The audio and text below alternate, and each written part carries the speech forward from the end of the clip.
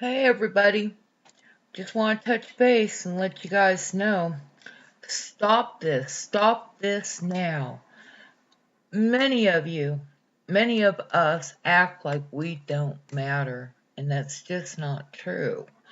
We matter. We are made to be unique individuals.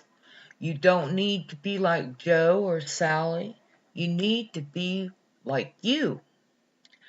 Each one of us has a unique gift that we can share with the world and nurture people, help our own families. I would love to see some more positive people just be themselves. God made you an individual.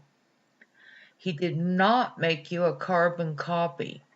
We're so pre-programmed from years of school and upbringing to be like the person next to us, that we've lost our individual essence in ourselves, how to act like we own ourselves.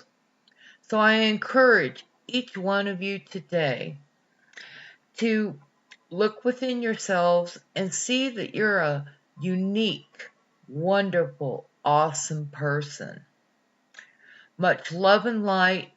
God bless you all. Please like and subscribe. Have a great, fantastic day.